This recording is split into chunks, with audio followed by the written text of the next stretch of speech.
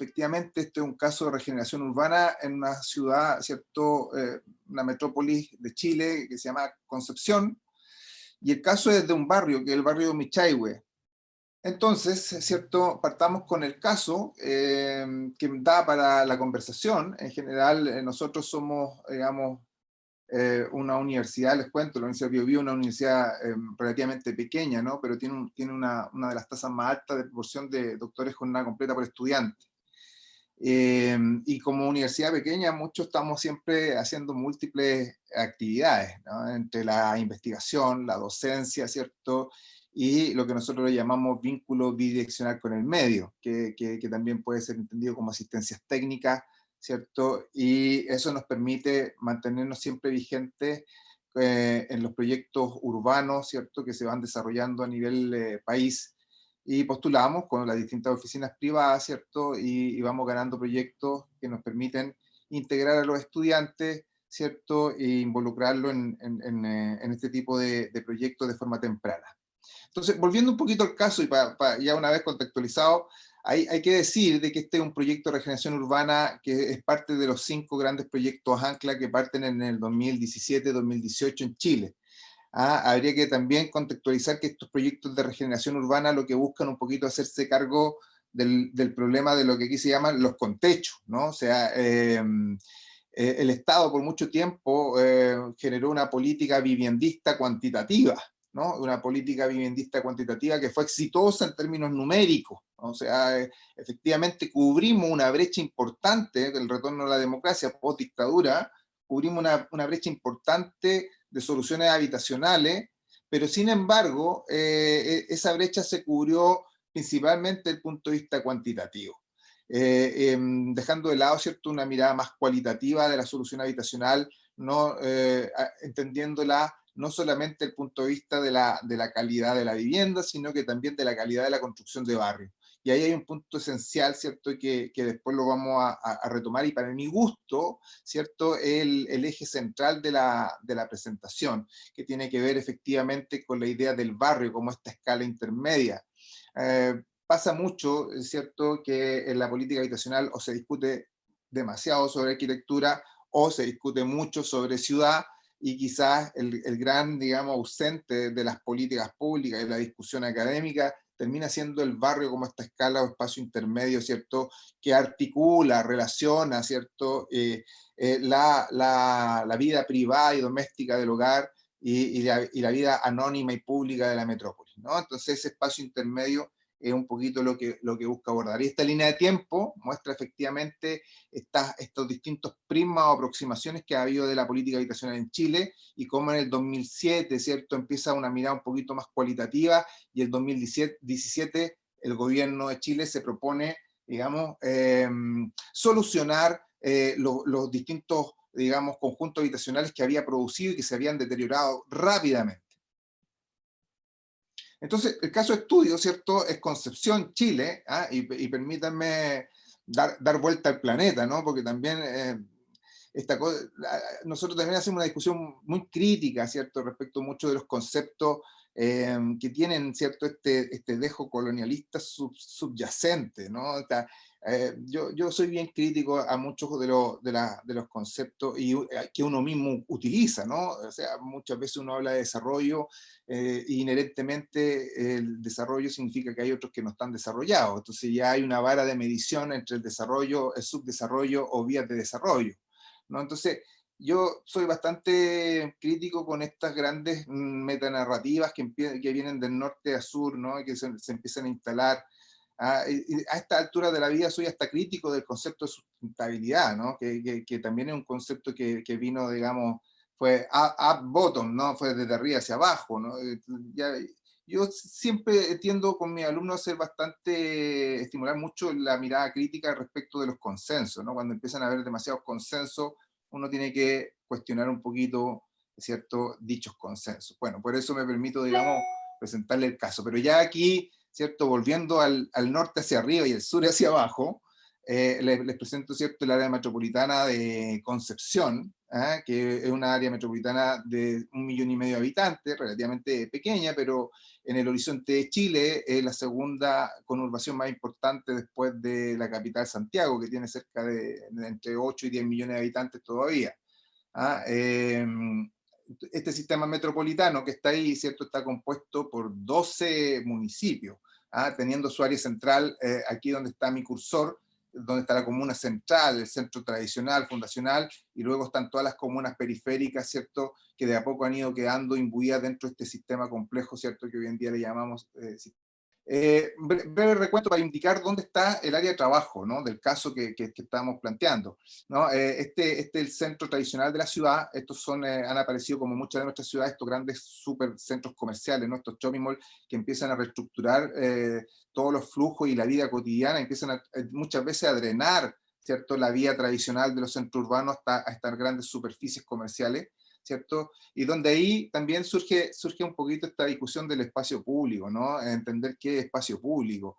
Siempre hay una mirada crítica, como les comentaba, que a mí me parece interesante estimular en los estudiantes.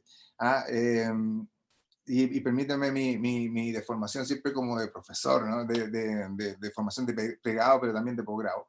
Y efectivamente, ¿cierto? Es bueno plantearse qué es espacio público, y hay varias definiciones, y en eso, digamos, a mí me gusta mucho la definición más habermasiana, ¿no? Entendiendo que el espacio público es espacio público, en tanto en cuanto permite el diálogo entre gobernante y gobernado, ¿no? Entonces, para mí, un espacio que está cercado, un espacio que está cerrado, como por ejemplo el espacio del mall, para mí no es un espacio público, digamos, un espacio donde uno no puede manifestarse, ¿cierto?, libremente, y no es un espacio público, ¿no? Es un espacio pseudo público, si ustedes quieren, ¿no? Espacio público sustituto, llaman otros como Salcedo, pero el espacio público, por definición, ¿cierto?, y apelando un poquito a esta definición que establece Habermas, es espacio público siempre y cuando permita el diálogo entre gobernante y gobernado.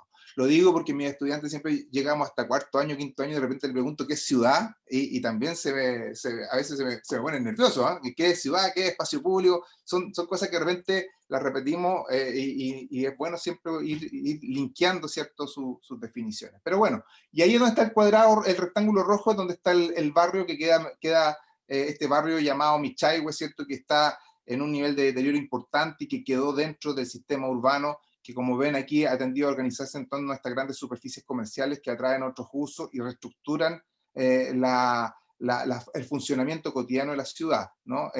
La recentralizan. Ahí está el barrio, ¿cierto? Miren el nivel de deterioro, es un nivel de deterioro altísimo, ¿cierto?, producto de múltiples situaciones también, por cierto, entre los terremotos que estamos acostumbrados en Chile, ¿cierto?, y el nivel de deterioro del edilicio, digamos, de la materialidad, es bastante alto, ¿no? Y eso hace que finalmente el gobierno a nivel central tome como uno de los 5 proyectos, digamos, punta de lanza de este programa de regeneración urbana. Y como les pongo arriba, ¿cierto?, desde lo metropolitano el barrio está bien conectado, y eso, digámoslo, por eso puse el planito metropolitano para evidenciarlo. Desde lo comunal, también efectivamente la comuna, municipio, ¿cierto?, parroquia, para entender, digamos, la unidad político-administrativa que estoy planteando, tiene grandes áreas verdes y gran mixtura social, pero muchas veces, y ahí hay un tema importante, ¿no?, cuando uno va estudiando la ciudad, la escala del análisis va muchas veces a cambiar el relato, ¿no?, de lo que estamos viendo y lo que estamos discutiendo. Y aquí efectivamente en la escala metropolitana todo va muy bien, y la escala comunal también, pero en escala barrial, ¿cierto?, la cosa es mucho más compleja, ¿no? Y esto generó mucha movilización de los vecinos que están en la fotografía del lado derecho, luchando y poniendo y diciendo, bueno, a nosotros nos dieron solución habitacional, pero en 10, 15 años la vivienda se deterioró absolutamente. Entonces finalmente ya no somos objeto de política habitacional, pero estamos viviendo en barrios absolutamente pauperizados, deteriorados, ¿cierto? Y tomados muchas veces por el narcotráfico y por otro tipo de complejidades sociales no menores. Ahí tenemos, ¿cierto?, el barrio que les estoy señalando con el cursor, ¿cierto?, que es este barrio de Michaihue, y este es parte de la comuna de San Pedro de la Paz, que es una de las 12 comunas del área metropolitana de Concepción, ¿no? Obviamente también aparecen estos fenómenos que a la derecha tenemos enclaves de alto ingreso que van capitalizando los elementos de belleza escénica como el humedal, las lagunas, ¿cierto? Y a la izquierda tenemos este barrio que se ha transformado en un gueto, ¿no? Y ahí empieza también otro punto de discusión interesante que uno puede, digamos, ponerlo sobre la mesa, y es hasta qué punto o quién está capitalizando los conceptos de la sostenibilidad y el medio ambiente como un elemento relevante en nuestras ciudades. O sea, yo me pregunto, ¿cierto? ¿Quiénes están capitalizando los nuevos y emergentes paradigmas de la sostenibilidad urbana, la calidad medioambiental? Por lo menos aquí y en este Zoom que yo les muestro, empieza a evidenciarse que son precisamente los grupos de altos ingresos o medios altos ingresos quienes efectivamente están capitalizando estos cambios de paradigma. Y es interesante volver a mirar nuestras ciudades, quiénes están, digamos, capitalizando de alguna forma estos cambios de paradigma hacia la sostenibilidad. Yo pienso que pueden haber ahí ciertos procesos de injusticia al respecto de quiénes están capturando estos cambios de paradigma. ¿Ah? Y no es menor. Y en el contracaso, ¿cierto? Michaiwe, que es un gueto, ¿cierto? Que se diferencia del enclave porque ahí la gente no elige vivir, como si en el enclave, en el gueto los ponen ahí, ¿no? No hay elección residencial. Se genera el problema hay balaceras, ¿cierto? Hay asaltos, hay narcotráfico, ¿cierto? Hay un proceso de estigmatización territorial importante, ¿no? Y aquí yo pongo algunos datos de Lucía Damer y Oviedo, ¿cierto? Que han estudiado mucho el tema de la segregación espacial, la segmentación y la, digamos, esta estigmatización territorial.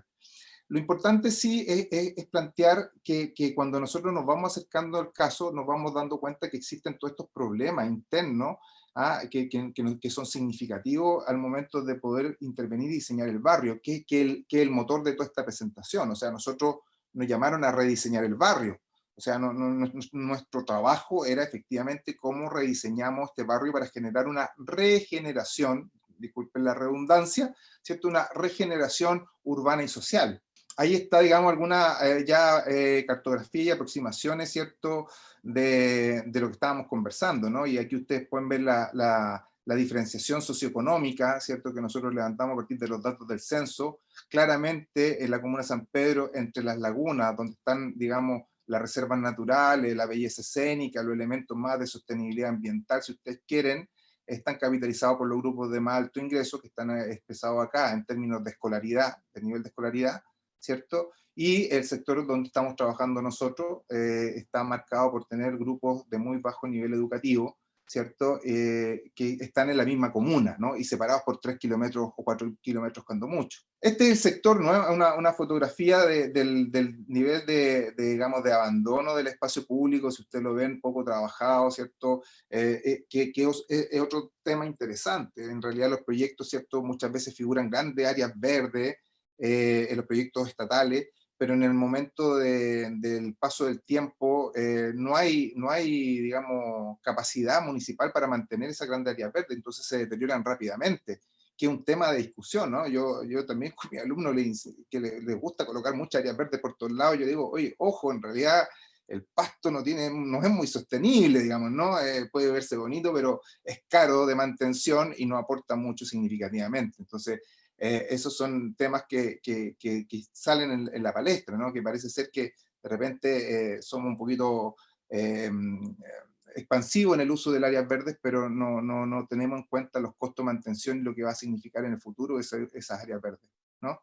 Y claro, cuando empezamos a hacer un levantamiento de los equipamientos bajo esta lógica de la ciudad a los 15 minutos, ¿no? Con una isocrona de 4 kilómetros, caminable, que es más o menos lo que uno camina eventualmente, perdón, 4 kilómetros por hora, por tanto es como 1 kilómetro por 15 minutos, 10, por ahí va la medida.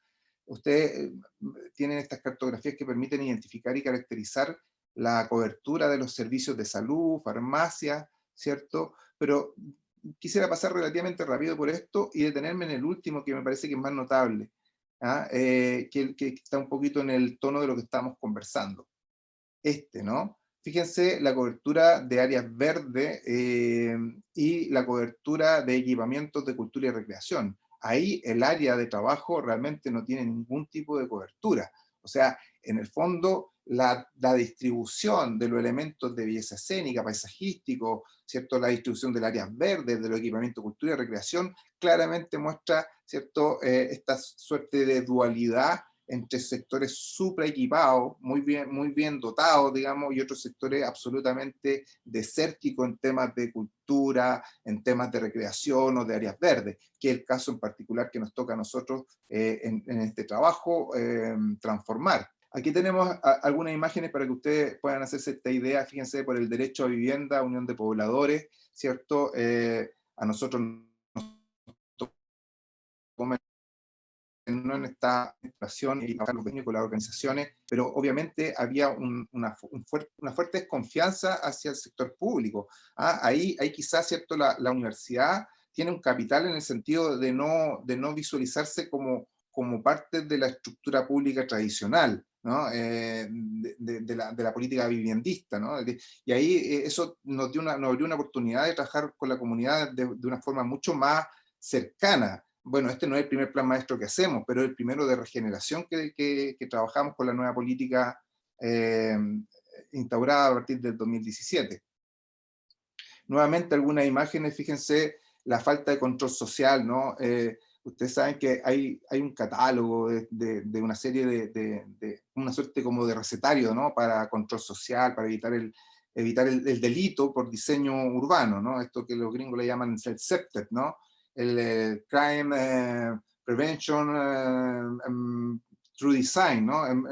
La prevención del delito por el diseño urbano. Pero más allá de eso, que es un recetario, digamos, a nosotros nos parecía bien interesante identificar estos elementos que había que rescatar, ¿no? Porque en el fondo tampoco se trataba de hacer todo de nuevo, sino que efectivamente de ir trabajando con la comunidad e ir rescatando aquellos elementos que son relevantes, son interesantes. Por ejemplo, el tema de la apropiación de algunos espacios era bien interesante, cómo podíamos nosotros ir rescatándolo morfológicamente y formalmente, pero también con un sentido de construcción de comunidad, que ahí es donde estaba la clave de este asunto. O sea, trabajamos varios conceptos para poder abordar este caso en particular, y disculpen si soy muy casuístico en la presentación, pero me parece que claro, uno no solo de teoría vive el académico, o sea, también nosotros me parece que tenemos que ser empiria, ¿no? Tenemos que ser empiristas para poder ir, digamos, construyendo conocimiento. ¿Cuáles son estos tres conceptos clave? Y ahí sí que se me sale un poquito el concepto, algo más teórico. Para mí el primer concepto clave, fundante, era la idea del barrio, ¿no? Y ahí permítanme leerles esta diapositiva. Dice, el barrio, ¿cierto? Hay que entenderlo como una unidad, ¿cierto?, cuya función, una unidad espacial, cuya función es reunir a la comunidad y a sus prácticas, pero al mismo tiempo tiene que operar como vínculo entre el espacio privado y conocido de la vivienda y lo público y anónimo de la metrópolis, asumiendo un rol relevante en la construcción de comunidad, especialmente en barrios socioterritorialmente vulnerables y carentes.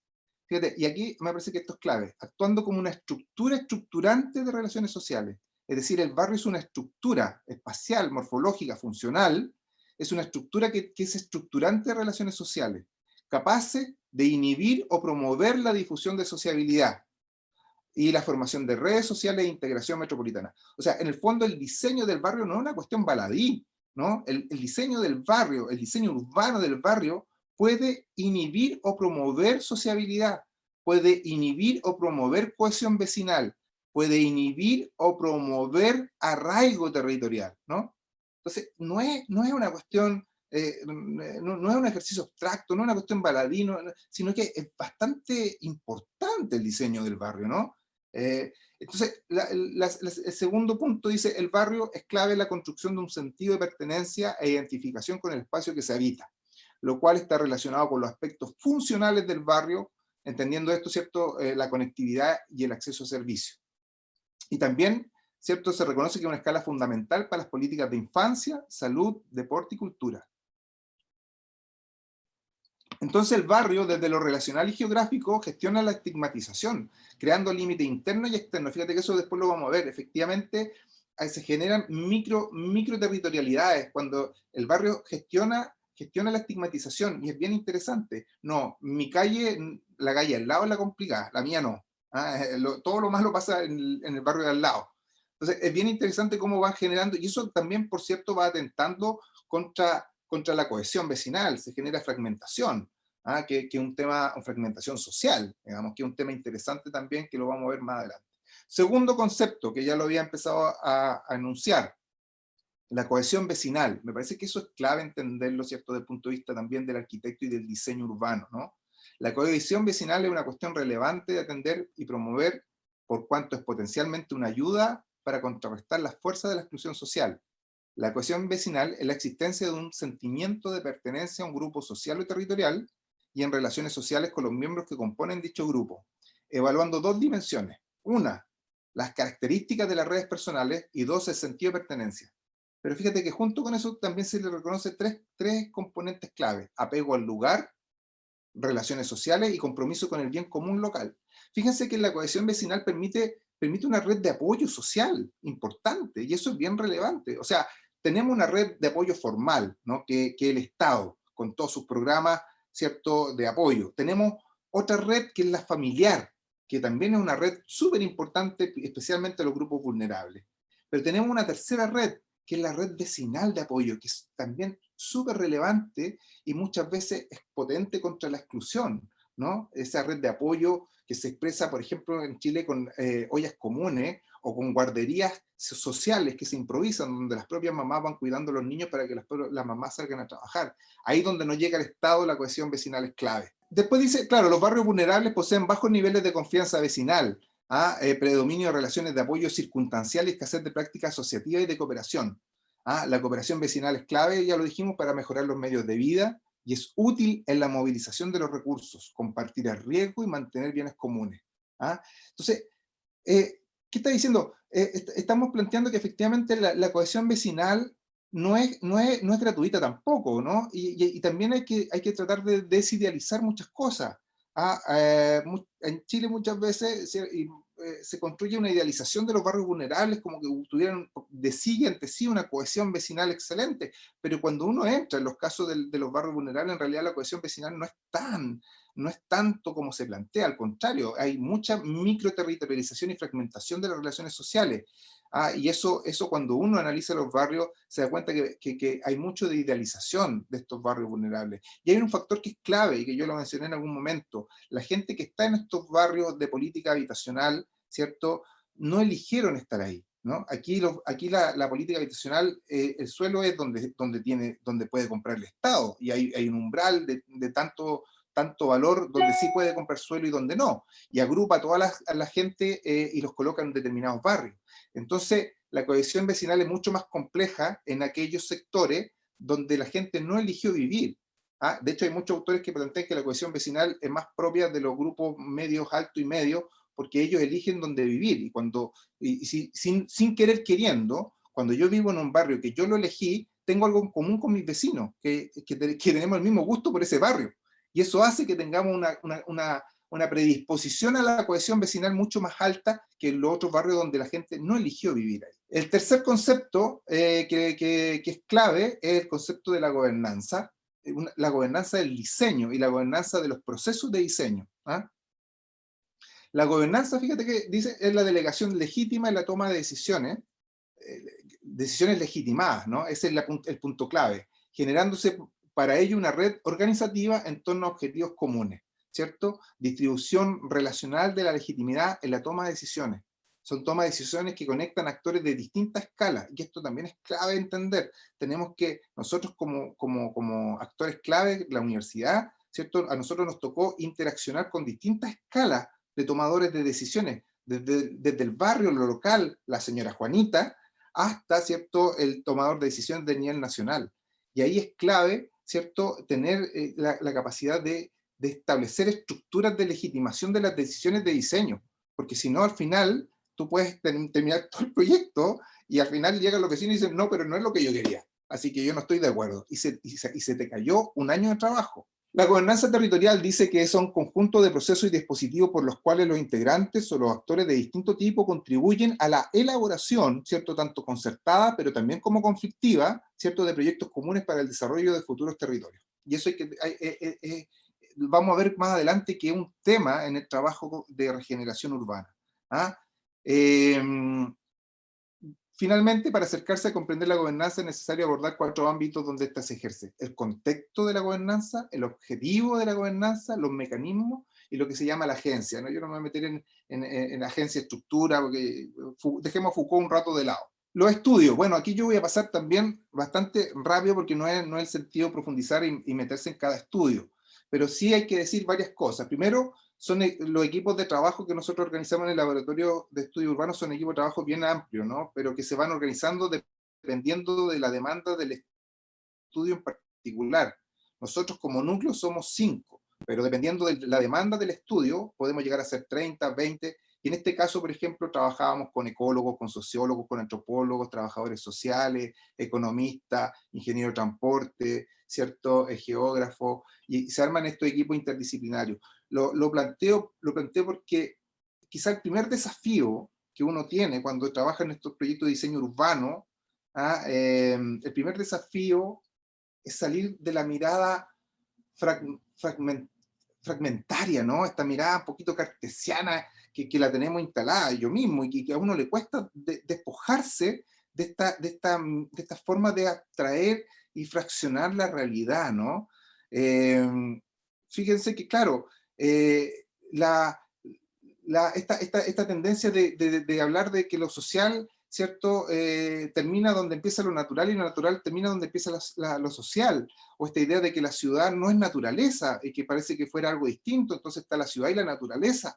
O sea, toda esta mirada dicotómica, ¿no? De lo formal, lo informal, ¿cierto? Lo regular, lo irregular, la naturaleza, la ciudad, desdibujar los límites es súper complejo, pero es necesario para poder abordar un proyecto, digamos, con una mirada mucho... A mí me gusta la idea de Mumford, ¿no? Cuando decía que la ciudad medieval no estaba en el campo, sino que formaba parte del campo. Yo pienso que hay que volver un poquito a Mumford y entender, ¿cierto?, de que nuestras ciudades no están en la naturaleza, son parte de la naturaleza, ¿no? No se trata de rescatar naturaleza en la ciudad, sino que se trata de entender de que la ciudad es parte de la naturaleza, ¿cierto? Yo pienso que hay un cambio de paradigma que tiene que ser, digamos, discutido, ¿no? Discutido, al menos discutido.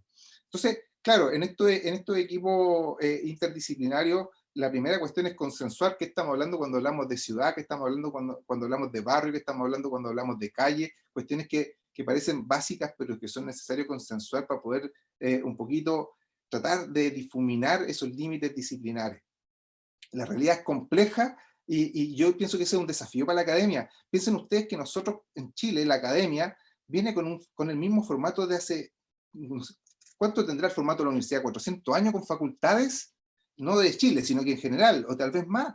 Entonces la facultad es una mirada fragmentaria de la realidad: facultad de economía, facultad de ingeniería, facultad de arquitectura, facultad de ciencias ambientales, cuando en realidad la complejidad actual obliga a trascender, ¿cierto?, la mirada disciplinar. Entonces nosotros el laboratorio de hecho tiene ese rol, digamos, de buscar construir esas transversalidades, y ahí tenemos en la mesa 5 facultades sentadas, ¿cierto? Y que después nosotros incorporamos a estudiantes, porque la exigencia de la universidad en estas reuniones de trabajo y en el trabajo en terreno son prácticas que nosotros establecemos como prácticas pagadas para los estudiantes de arquitectura, y que les toca conversar con ingenieros, sanitarios, ingenieros eléctricos, topógrafos, geógrafos, ambientalistas, ecólogos, ¿cierto? Y claro, para allá va, me da la impresión, para allá va nuestra idea de universidad, en el sentido yo sé que es difícil, ¿no?, de dibujar las facultades, pero tenemos que apuntar para allá, generar institutos, espacios de transdisciplina, o interdisciplina, diría yo mejor, ¿no? Interdisciplina. Bueno, ahí estamos en terreno, ¿no? Ya estamos haciendo los primeros levantamientos. Aquí, ¿cierto?, relato un poquito los estudios que se tuvieron que hacer. No me voy a detener mucho en esta lámina. Eh, Aquí les muestro también un poquito el trabajo en terreno, ¿no? Estamos verificando el estado de la estructura de las casas, de los edificios, las instalaciones. Se hicieron todos los estudios pertinentes con los distintos equipos de ingenieros. El resultado final era que era mucho más barato, entre comillas, ¿no?, demoler y construir de nuevo que rescatar la estructura. O sea, en el fondo tenían un daño estructural tan profundo, habían cimientos que se habían asentado, losas con quiebres estructurales, ¿cierto? Todo el trazado sanitario estaba en mal estado, el trazado eléctrico igual. Entonces, en realidad, todos los resultados y los ensayos de laboratorio dieron, digamos, la necesidad de hacer toda la estructura de nuevo, ¿no? Y también hicimos un censo a las 1000 familias que conforman el sector, porque este era un sector conformado por 1000 familias, ¿no? Donde había familias que vivían en casa y familias que vivían en edificios. Y de las que vivían en casa, ¿cierto? Que se llamaban La Estrella, que está ahí, ¿cierto? Eran viviendas progresivas, que era un proyecto de vivienda de los 80 en Chile, donde se le entregaba a la gente la caseta sanitaria, es decir, una vivienda de más o menos 20 metros cuadrados, con las instalaciones sanitarias, y luego la gente se autoconstruía a la medida que podía y ocupaba el terreno que se les daba. Y lo otro era el Michaihue, que era un edificio en altura. Lo destaco porque más adelante encontramos algunas conclusiones interesantes con la tipología y cómo eso podía afectar el arraigo vecinal, el arraigo territorial y la cohesión. Bueno, ahí tengo algunos datos del censo que hicimos a las 1000 familias, ¿no? Eran 900 y algo. Fíjense, les gusta vivir en este conjunto habitacional. En Michaihue, más de la mitad no le gustaba vivir. En La Estrella, que eran las casas, ¿cierto? Más de la mitad sí le gustaba vivir ahí, ¿no? Empiezan a aparecer estas cosas bien interesantes. Bueno, el cuestionario era mucho más largo, eran cerca de 60 preguntas, que se hicieron. Fíjese abajo, la pregunta es si usted pudiera elegir, ¿se iría o se quedaría viviendo en este conjunto habitacional? Bueno, en general, ¿cierto? Si ustedes se fijan, la gente apelaba a que se irían a otro sector, pero en la misma comuna, ¿no? Ese era un punto importante de destacar. Y acá también, fíjense, cuando dice usted o algún habitante de la vivienda participa en alguna organización social, más del 70% de Michaihue, que son los edificios, no participaba. Y en La Estrella esa proporción baja a un 63, ¿no? Y sube casi a un 37 en el caso de sí. O sea, en el fondo la gente de las casas tendía a participar más en organizaciones sociales del sector que los de edificios. Después, Michaihue, ¿cierto? La pregunta, ¿reconoce usted algún lugar de valor natural o medioambiental en su barrio entorno? Fíjate que en Michaihue casi el 80% decía que no había ningún elemento de valor natural, no había nada. En el caso de La Estrella, ¿cierto? Sube un 40 los que dicen que sí, baja casi un 60 los que dicen que no. Y esta es la última, ¿no? Que me parecía también importante. ¿Reconoce usted algún lugar de valor natural? Bueno, ahí está dividido ahora por Michaihue y La Estrella, ¿no? Que lo habíamos conversado. Entonces, esos estudios que son más cuantitativos, nosotros los combinamos con estudios más de codiagnóstico, ¿no? Y ahí ustedes ven que nosotros estuvimos trabajando con la comunidad con COVID, llegamos a un acuerdo, hicimos los protocolos, ¿cierto? Dijimos, no nos vamos a detener, porque en realidad hay cosas que no se pueden detener con pandemia o sin pandemia, digamos. Así que nosotros optamos por seguir trabajando durante todo el periodo de pandemia con la comunidad. Eso nos obligó a hacer talleres mucho más chicos para cumplir con un aforo de distanciamiento, etcétera. Pero hicimos este trabajo de codiagnóstico, cartografías participativas, dónde es peligroso, dónde no pasa usted, por qué no pasa por ahí, qué lugar le gusta, cuál rescataría, dónde se encuentra con sus vecinos, ¿cierto? Dónde hay procesos de copresencia, eso es bien importante. El diseño del barrio tiene que permitir espacios de copresencia, ¿no? No estamos diciendo que todos vamos a ser amigos, eso digamos, sería iluso, ¿no? Pero cuando uno diseña, uno puede generar condiciones favorables para la copresencia, ¿cierto? Y claro, cuando uno ya empieza a ver una cara conocida 2, 3, 4, 5, 6 veces, a la séptima ya hace un saludo, aunque sea muy leve, ¿no? A la décima ya conversa y a la quinceava ya sabes el nombre. Entonces, la copresencia es un factor clave, ¿no? En esto de construir cohesión vecinal. Y claro, en los talleres tuvimos hartas sesiones, los dividimos por edad, los dividimos por, ¿cierto? Por género, digamos, lo integramos, hicimos varios, como les digo, varios talleres de trabajo donde teníamos que explicarle varias variables de lo que queríamos levantar. Otra cosa que es importante entender es que efectivamente en Chile, ¿cierto?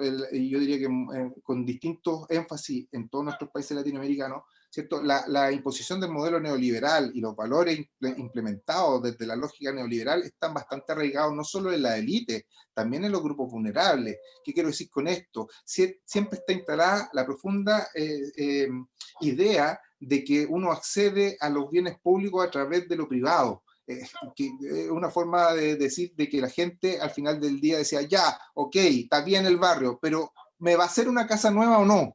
Porque a mí me interesa eso nomás. Usted, qué lindo el barrio, pero yo quiero saber si tengo casa nueva o no, y cómo va a ser.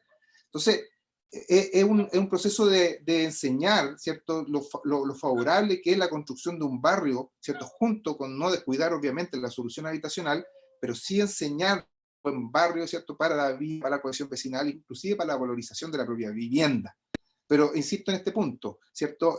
Hay un arraigo sustancial, yo diría latinoamericano, en esta idea de acceder a los bienes públicos, acceder a los bienes públicos a través de la adquisición de lo privado, ¿no? De hecho, yo pienso que nosotros debemos ser uno de los continentes que tiene una tasa de propietariedad, por decirlo de esos términos, más alta, ¿no? En Latinoamérica y en Chile siempre está la idea de, no, lo primero es comprarse la casa, ¿no? La idea es, entonces, de hecho, eso está muy arraigado. Nosotros tenemos un nivel de propietarios muy alto si lo comparamos con los distintos continentes. Y eso tiene que ver un poquito con esta idea de acceder a lo público a través de lo privado, ¿no? Bueno, eso fueron, digamos, los talleres, y ahí les dejo algunos registros visuales de todo el trabajo con la comunidad, que fue bastante rico. Y una segunda lista que tiene que ver con la cohesión vecinal, es el trabajo que hicimos de entrevistas con los vecinos, donde nosotros le preguntábamos por su red de contactos, ¿no? Le preguntábamos por más o menos 50 redes de contacto, y luego hacíamos este ejercicio de preguntarles si se conocían entre ellos, ¿no? Entonces uno va preguntándole si se conocían entre ellos esa red de contacto, ¿no? Y después eso uno lo trabaja con un software, ¿cierto? Puede ser el Usinet o el NetBraw, digamos, distintos software de análisis de redes sociales para entender cómo era la sociabilidad de ese barrio, que para nosotros era clave entenderla para poder diseñar el barrio, ¿no? Cómo se construye esa sociabilidad, dónde se encontraba la gente, dónde está la copresencia, ¿cierto? Estas son algunas de las redes que fuimos construyendo en el trabajo, digamos, de campo, en la entrevista que hicimos con la comunidad. Luego, sí, esta, por ejemplo, es una red tipo, y uno podía después identificar, por ejemplo, el barrio, ¿no? Quiénes de su red de contactos cotidiana, que finalmente es una red de apoyo al final del día, ¿no? Es una red de apoyo informal. Cuáles vivían dentro del barrio, ¿cierto? Uno después podía decodificar cuáles vivían dentro de la comuna, ¿cierto? O la localidad, como ustedes quieran, o parroquia, ¿cierto? Y quiénes vivían dentro del área metropolitana, ¿no? Y eso después sacamos varias conclusiones que las voy a compartir con ustedes al final, que me parece que son bien interesantes de mencionar. Bueno, y hay otra red que la fuimos construyendo con los propios vecinos, ¿cierto? Donde efectivamente habían vecinos que tenían una red mucho más densa en el barrio y otros que tenían una red muy débil en el barrio y mucho más densa en la comuna. Habían distintas estructuras de redes, de relaciones sociales. Aquí están los datos estadísticos, que también me los voy a saltar para no entrar en una cosa un poco más árida, pero sí comentar ahora los resultados que me parece que son importantes de plantear y discutir, ¿no? El primer resultado, fíjense que los pobladores residentes propietarios de soluciones habitacionales en extensión, preferentemente de vivienda progresiva, es decir, que la gente después construyó como quiso y como pudo, presentaron mayor arraigo y apropiación al barrio que aquellos propietarios residentes de soluciones habitacionales en altura. O sea, la primera cuestión que nosotros encontramos interesante es que cuando la gente construye su solución, tiene una disposición al arraigo territorial y a la construcción de redes vecinales mucho más alta que aquellos que le entregan la solución terminada. O sea, mira, o sea, en el fondo nosotros le dijimos al Estado, le dijimos, mire, yo sé que usted se va a esforzar por darle una solución terminada, porque eso es bueno y corta cinta, le llamamos en Chile, ¿no? Que se inaugura una población, pero nosotros le dijimos al final, mire, aquí clave es que usted entregue una solución no tan terminada, ¿cierto? Quizás mejor en términos de terminaciones, pero deje que los propios vecinos puedan ir terminando las soluciones, porque eso va a generar una condición de arraigo mayor. Segundo, se aprecia la misma tendencia en cuanto a la participación en organizaciones sociales locales y asistencia a eventos culturales fuera del barrio. Es decir, aquellos que pudieron terminar arquitectónicamente sus soluciones habitacionales presentaban estadísticamente mayor participación en organizaciones sociales locales. Empezamos a entender que fíjate, hasta la arquitectura y la forma en que se plantea la arquitectura tiene un retorno en la forma de habitar el barrio. A nosotros nos pareció muy interesante esa conclusión. Tercero, lo mismo nuevamente ocurre en términos de caminabilidad o reconocimiento de elementos naturales significativos. O sea, aquella gente que construyó su casa, la fue modificando, la fue ampliando a la medida que pudo, ¿cierto? Tenían una mayor tasa de caminabilidad en el barrio y tenían una mayor predisposición a reconocer elementos naturales significativos que aquellos que se les entregara la solución terminada. Cuarto, los resultados entre datos relevantes permiten advertir una posible relación, que es lo que estamos diciendo, ¿no?, entre tipología arquitectónica y percepción de satisfacción, uso y arraigo barrial. Otro resultado interesante es la correlación entre viajes cotidianos extrabarriales, capital social y sentido de comunidad, presentando menos riesgos de exclusión social. Y en contrapartida, ahora termino la idea para expresarla mejor. Fíjate que aquellas personas que tenían unas redes más amplias, sociales, más amplias dentro de la comuna y el área metropolitana, presentaron menor predisposición a exclusión y a riesgo social. Inclusive, fíjense que nosotros descubrimos que aquellas personas que su red social estaba demasiado circunscrita al barrio, tenían tasas de cesantía, le llamamos en Chile, tasas de paro, de tasas de no trabajo más prolongadas que aquellas personas que tenían una red social más amplia. Esto es importante porque en el fondo quiere decir que la movilidad metropolitana también es clave en la rúbrica de las redes sociales amplias que permiten, ¿cierto?, una menor predisposición a la exclusión. O sea, en otras palabras, nosotros planteamos que este barrio no solamente había que hacerlo de nuevo como barrio, sino que también había que acompañarlo en su conexión metropolitana, que eso era clave, porque la movilidad metropolitana hoy en día permite una rúbrica de las relaciones sociales amplificada que ayuda, digamos, a que las personas no caigan en la exclusión. Aquellas personas que tenían una red social demasiado densa y únicamente circunscrita en el barrio eran personas cuyo nivel de cesantía y de paro era mucho más prolongada que aquellas que tenían redes más amplias, espacialmente hablando. Sexto, cantidad, variedad y distribución de servicios promueven los modos lentos de desplazamiento. O sea, ¿no?, en los sectores del barrio donde había mayor variedad y distribución de servicios, había una promoción más fuerte en el uso de modos lentos de desplazamiento, como caminar y andar en bicicleta. Pero dicho eso, también hay que decir que la amenidad urbana tenía mayor incidencia de satisfacción en este tipo de movilidad. Es decir, en los sectores donde había mayor diversidad, obviamente que había mayor caminabilidad, ¿no? Pero lo interesante es que la satisfacción de esa caminabilidad estaba más fuertemente vinculada con la amenidad urbana. Entonces, la amenidad, nuevamente, no es una cuestión baladí, ¿no? El arbolado urbano, la buena acera, el buen pavimento, el adecuado mobiliario, no es una cuestión baladí. Está fuertemente vinculada con el sentido de satisfacción del uso de modos alternativos de movilidad. Alternativo a los motorizados, claro. Séptimo, la proximidad, los encuentros casuales y la comunicación informal son claves para activar redes de apoyo y solidaridades locales, fomentando el capital social y sentido de comunidad entre vecinos. Entonces, la proximidad, los encuentros casuales. O sea, ¿cómo yo diseño un barrio para promover los encuentros casuales? ¿Ah? ¿Cómo lo diseño? ¿Ah? Nosotros finalmente propusimos, por ejemplo, grandes áreas de estacionamiento protegidas, cercanas, pero no que cada casa tenga su propio estacionamiento.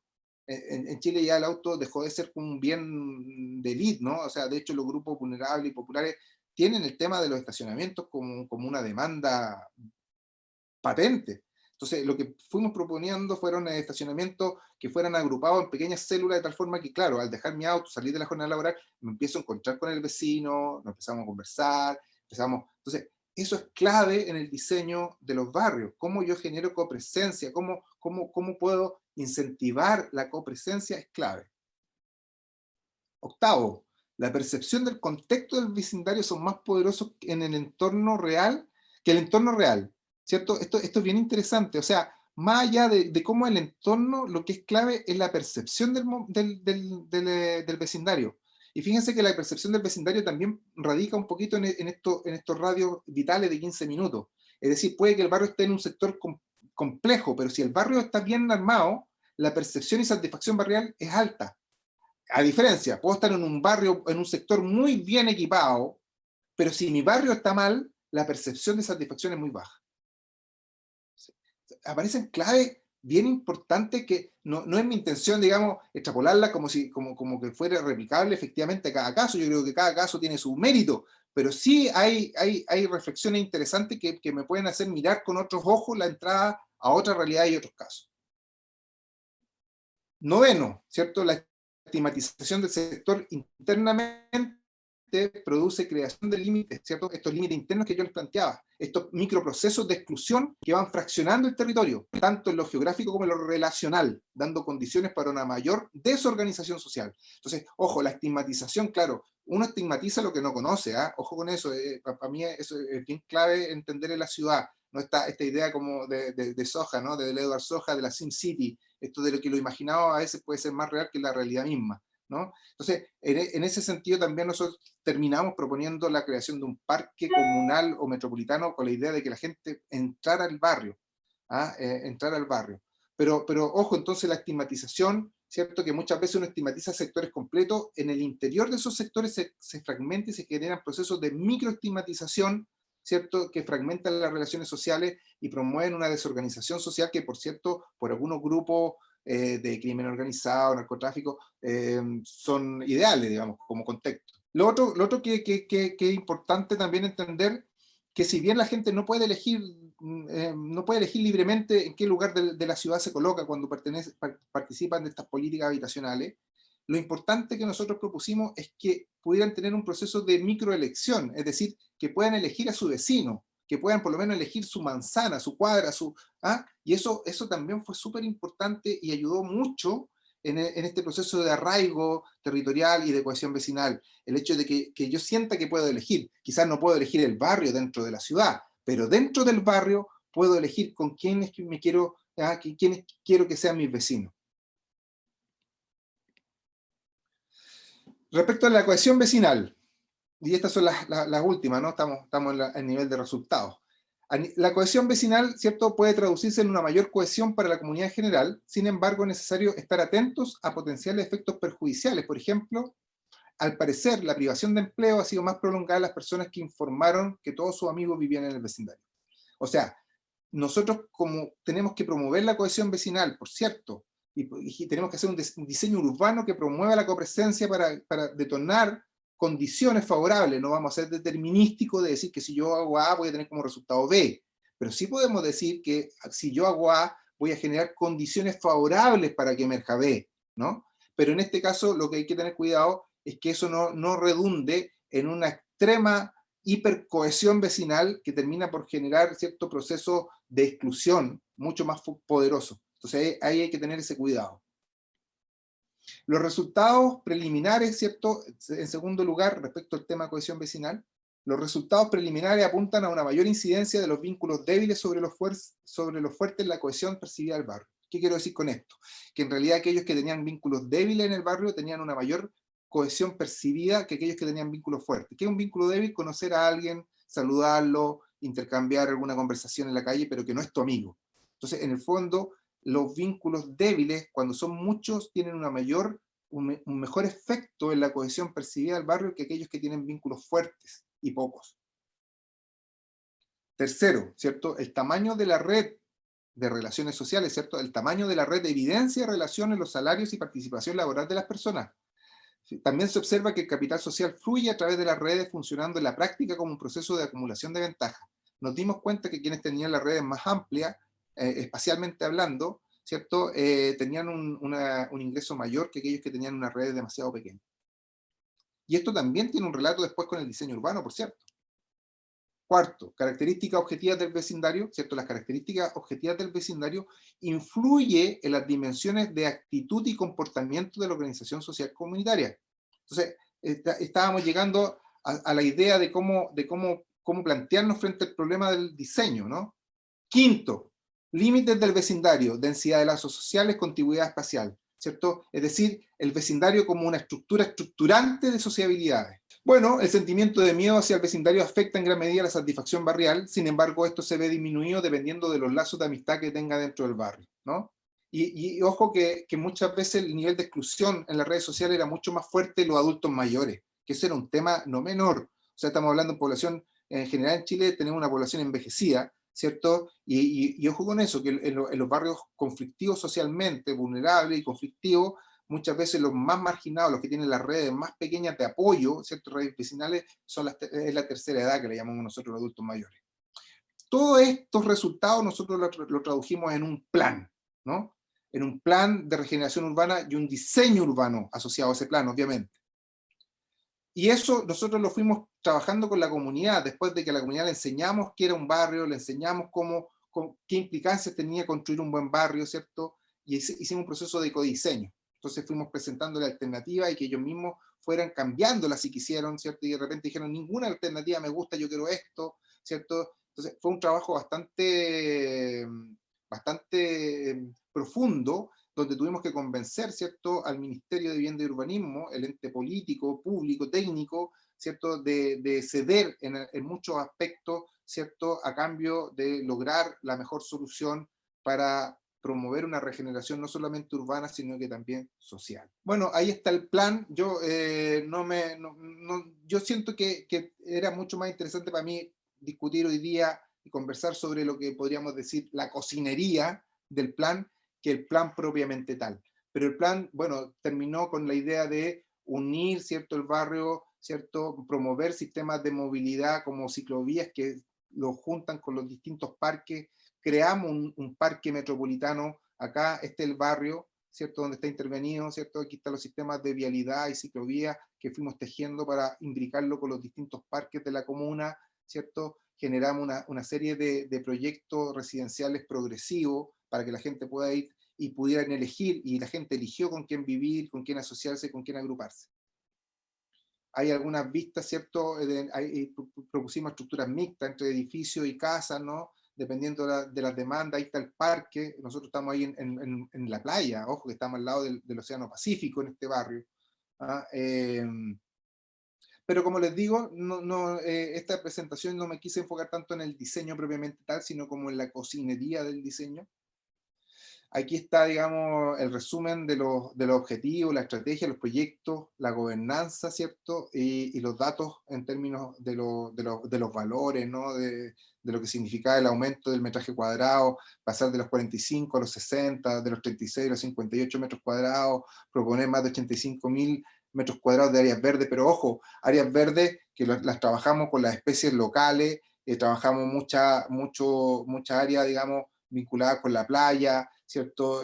Con mantención cero, porque en realidad aquí no sacábamos nada con llenar de verde, cuando en realidad el municipio no llega con el mantenimiento de estos sectores, eso lo teníamos súper claro. Las estrategias están puestas ahí, ¿cierto? Son 7 ejes estratégicos, son 5 objetivos. Aquí está el set de proyectos que implementamos. Ya para ir cerrando, me detendría un poquito en las lecciones de la gobernanza. Nosotros partimos con un modelo de gobernanza que al poco andar se deslegitimó porque era un modelo de gobernanza impuesto desde el nivel nacional político. Lo que nosotros hicimos fue reestructurar el modelo de gobernanza y y dar legitimidad a la toma de decisiones a partir de la propia comunidad. Empoderamos a la comunidad a partir de una estructura nueva que permitía, digamos, vaso comunicante y bajando desde de las propias manzanas, ¿cierto? Delegados que iban transmitiendo la información y tomando la información para enviársela a nosotros. Y logramos salvar las desconfianzas, ¿cierto? Y las miradas muchas veces algo confrontante entre lo que eran las distintas escalas involucradas en el proyecto.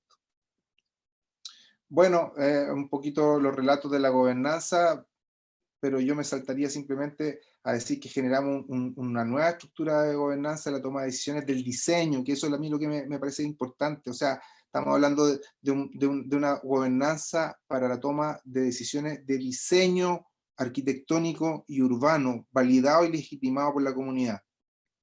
A principio de este año, de hecho por ahí por abril o mayo ya finalmente nosotros entregamos el proyecto, los vecinos lo validaron nuevamente y bueno, ahora comienza la construcción. Tenemos 7 años de plazo para construir el proyecto que nosotros le entregamos al ministerio a nivel nacional y deberíamos comenzar con obra, si todo anda bien, a fines de este año, para que en 7 años más la niña que está ahí al lado tenga efectivamente un barrio distinto. Bien, bueno, uno siempre haciéndole porras a su casa. Yo le invito a ver, digamos, la página de nuestro doctorado, donde trabajamos todos estos temas, también los vinculamos. Tenemos varias tesistas, la mayoría son de fuera de Chile en realidad. Es un doctorado que permite presencialidad, pero también permite semipresencialidad, y hoy por hoy se puede hacer perfectamente a distancia, ¿no? El doctorado en arquitectura y urbanismo. En Chile hay solo 3 doctorados, nosotros somos de los 2 que están aprobados por el ministerio, así que los dejo invitados a que entren a nuestra página. Y bueno, ese era mi caso de estudio, ¿no? Desde la empiria, reflexionar sobre algunos temas. No tenía una aspiración teórica grande, también tengo una lista teórica, por cierto, pero me parece bonito discutir a partir de un caso la teoría, ponerla en tensión, discutirla, confrontarla, y a mí me encanta tener esta bidireccionalidad, porque yo aprendí mucho de los vecinos, aprendí mucho de las señoras que luchaban por tener una mejor condición de vida, y siento que eso yo también después se lo transmito a mis alumnos, y también yo los involucro en estos trabajos. Son aulas en terreno, le llamo yo, y bueno, quería compartir con ustedes esta experiencia, estas reflexiones. Agradezco el espacio para esta conversación, y hasta aquí me quedo. Un gusto. Bien, Aarón, pues muy interesante, sobre todo la lección de la experiencia que ustedes han implementado, el método de trabajo, la conceptualización y el método de trabajo para hacer este codiseño, planeación del barrio. Creo que es muy ilustrativo para el grupo de estudiantes que nos están siguiendo ahora, y seguramente, bueno, algunos se entusiasmarán por experimentar con este tipo de enfoque de metodologías de lo colaborativo, de la parte de las relaciones sociales en los barrios. Incluso, bueno, yo retomo lo que tú dices, me parece que ahí están tus datos. También se trata en este seminario de poner en contacto a personas, instituciones, entre instituciones y personas, pues para ver qué sinergias se pueden desarrollar. Seguramente habrá alumnos interesados de los diferentes países de México, Ecuador, Bolivia, pues por acercarse a ustedes para ver tal vez en un futuro la posibilidad de algún estudio de posgrado o continuar con sus estudios en esta posibilidad que ustedes ofrecen. Entonces, esa también es la intencionalidad de este evento, de establecer relaciones entre los participantes, ¿no? Entonces, bienvenida tu última lámina como invitación para que los estudiantes puedan tomarlo en cuenta.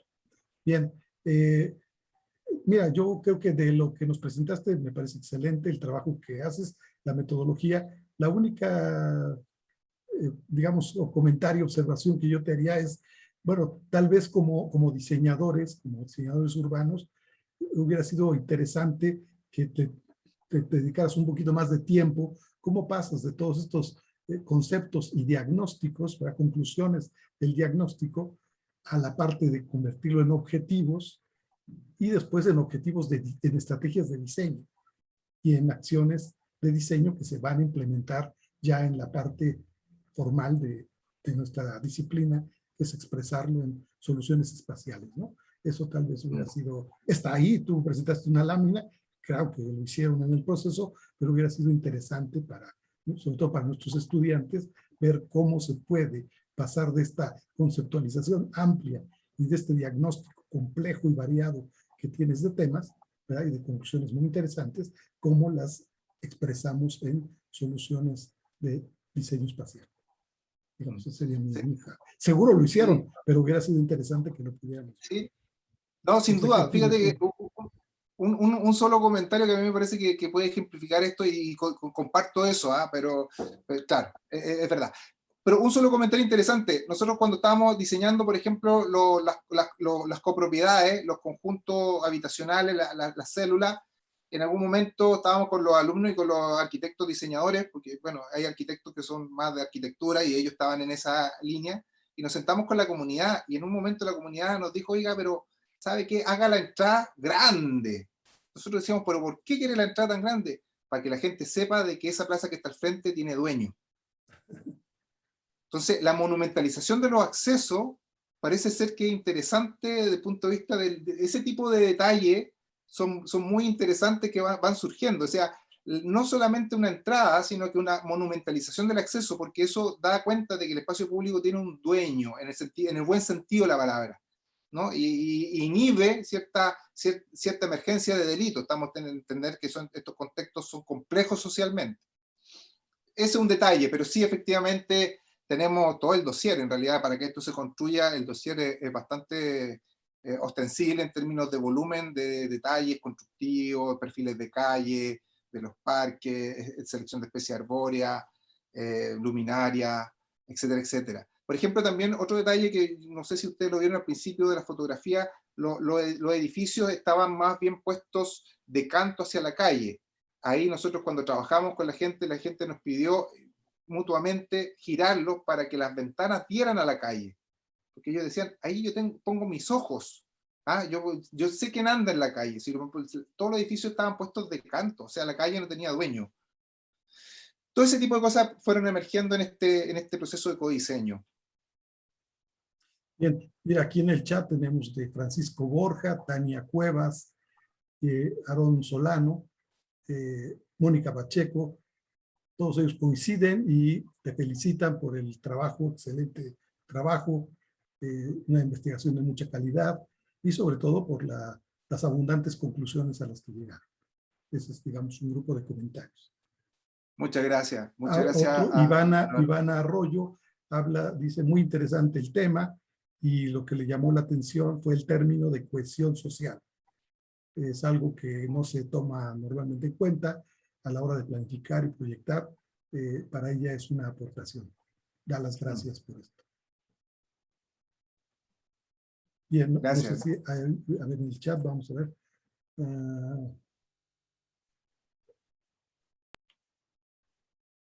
Sí, aquí otra pregunta de Milton Andrade, de Ecuador. Sí, Aarón, ¿estás con nosotros? Sí, Sí, sí, ¿verdad? estoy. Sí, perdón, es que Sí. te perdí de vista. Sí. No, acá estoy. Milton Andrade, de Ecuador, dice, gracias, Aarón, te felicito por la información presentada. Referente a riesgos físicos, ¿han determinado cuál es la principal vulnerabilidad del barrio y la propuesta de enfrentarlos? Sí, sí, teníamos un especialista en el área de riesgo. En realidad, claro, como ustedes les comentaba, nosotros estamos cerca del Océano Pacífico, Sí, por claro. tanto, siempre el riesgo del tsunami está presente, ¿no? O sea, eso hay que tenerlo principalmente en Chile. El riesgo de tsunami está presente. Ahí lo que nosotros propusimos fueron estructuras de evacuación vertical, básicamente. Lo que pasa es que aquí tenemos el desafío, el siguiente desafío, ¿no? O sea, nosotros también nos hicimos esta pregunta a nivel de Chile. Ustedes saben que nosotros tuvimos un tsunami en el 2010, hace poquito. Pero la cuestión es, ¿yo evacúo y vacío la zona de tsunami o aprendo, digamos, a vivir con ese riesgo de buena manera? Nosotros optamos por la primera decisión, que la gente se quede en el territorio y que efectivamente los edificios tenían sistema de evacuación vertical. Los otros temas de evacuación de agua lluvia también los gestionamos a través impusimos la lógica de los biofiltros, ¿no? O sea, generamos una serie de biofiltros para que el agua volviera a los humedales que están en el sector, pero ya purificada. Agua lluvia, ojo, no estoy hablando del agua residencial, el agua lluvia. Aarón, yo te pregunto, y este tema de, bueno, entiendo que Concepción es un clima fresco, tirando a frío, ¿no? Sí. Entonces es necesario hacer fuera del rango de confort climático, el medio ambiente natural. Entonces, ¿cómo manejaron este tema? ¿Cuáles eran los requerimientos de la gente? Porque esto implica costos en la calefacción. Sí. Siempre es un tema, ¿no? Sí, claro, ¿Cómo, nosotros cómo lo plantearon ahí? eh, Cómo la gente lo veía y qué propuestas o qué conclusiones llegaron en este tema? sí, ahí nosotros teníamos un equipo que uno de los sectores fuertes de la universidad, que el equipo de eficiencia energética y hábitat residencial, ¿no? Que es el equipo de Morin Trevico, que es parte, digamos, de nuestra universidad, y ese equipo hizo todas las mediciones de consumo y gasto que existían en la residencia para luego proponer un modelo optimizado de ahorro energético en la residencia, tanto en altura como en extensión. Eso estaba contemplado, de hecho era una exigencia de la asistencia técnica, el estimar los costos de confort térmico que incurría la comunidad y cómo podríamos nosotros mejorar por diseño y optimización de la envolvente, mejorar la performance térmica de tal forma de disminuir el costo que incurría la familia en lograr ese confort térmico. Nosotros logramos una mejora de 4 o 5 grados, ¿no? Lo que significaba que efectivamente eran 4 o 5 grados menos que había que subir para efectivamente lograr el confort térmico residencial. Sí, era un área. Yo tengo que admitir que no es mi área, ¿eh? Por eso era una mesa que estaba ahí, pero que tengo que ser franco que no es mi área de especialización, pero sí, Pero si era había una que, preocupación de la gente, sí había, digamos, sí, sí, conciencia y sí. peticiones al respecto. Sí, Sí, sí, sí, estamos hablando de un sector que el ingreso por medio claro, bordea los $200 mensuales, ¿no? sí, O sea, claro, claro. entonces, claro que sí, que era un tema, era un tema, era un tema. Bien. Y también, ojo, también había un tema que pasaba por la educación, es decir, mucho digamos, de las patologías asociadas al confort térmico, como por ejemplo hongo, deterioro, tenían mucho que ver con la falta de educación respecto de cómo ocupar las ventilaciones de los departamentos, ¿ah? Eso también nosotros lo fuimos descubriendo. La gente, por ejemplo, cocinaba con todo cerrado, entonces mucho de los procesos digamos, de deterioro asociado a los espacios interiores tenía que ver con un mal uso de los sistemas de ventilación cruzada naturales, que uno puede decir, abrir la ventana al cocinar, etcétera. También eso apareció. Pero como les digo, para ser franco, no es mi área de trabajo. Bien. Mira, Rigel Yair Aranda te felicita por la presentación y el proyecto, pero dice que tiene una pregunta. ¿Cuánto Ah, tiempo les llevó el desarrollo de esta etapa de consulta, de trabajo comunitario y de proyecto? Y yo con- agregaría algo mío. Bueno, y el proyecto está ahí, ¿y qué sigue? ¿Cuáles serían las siguientes etapas y en las que ustedes como universidad participan? esto se demoró un año, así un año con reloj en mano, eh, 365 días. Eh, Hay que decir que tuvimos pues, entre medio de la pandemia, lo que nos obligó a resetearnos. También hay que decir de que tuvimos que instalarnos en el barrio, o sea, nosotros teníamos una oficina en el barrio con gente que estaba ahí media jornada todos los días para responder preguntas a la comunidad, para trabajar con la comunidad. O sea, nosotros tuvimos un proceso de inmersión y teníamos una oficina en el barrio. Se demoró un año. Lo importante sí es que logramos legitimar las decisiones de tal forma de que todas las partes están de acuerdo, que eso ya es un gran logro, porque que la comunidad esté de acuerdo y vaya legitimando las decisiones de diseño no es una cuestión menor, es importante. Eh, y ahora se firmó un compromiso formal entre el poder central nacional, el regional, el municipal y la comunidad, y se dieron un plazo de 7 años para concretar todo el proyecto. Entendamos que es un proyecto grande, entonces son 7 años que parten este año y que deberíamos empezar a ver obras de confianza, le llaman acá, las primeras obras a fines de este año, y de ahí corren 7 años.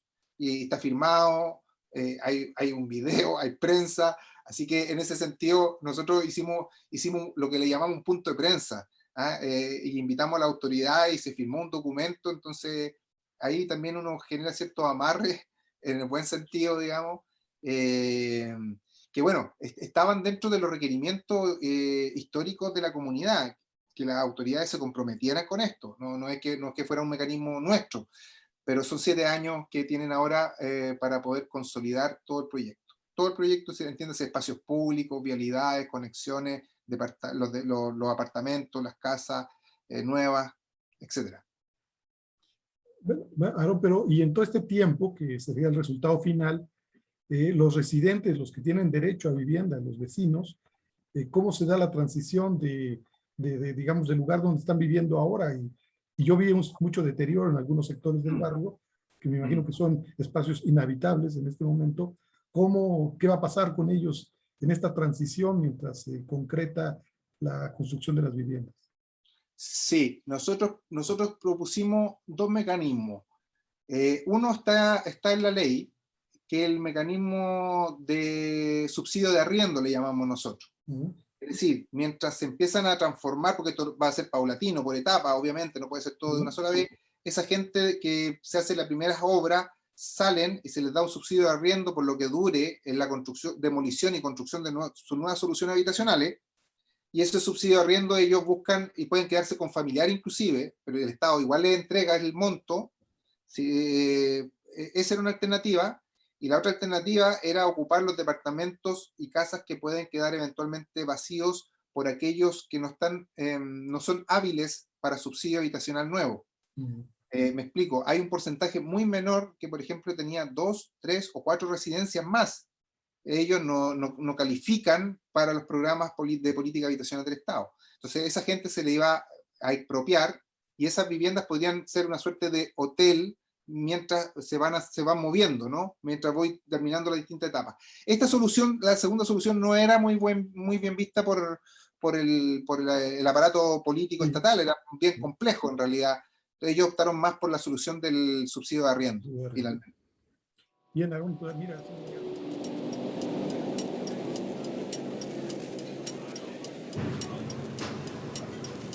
Sí.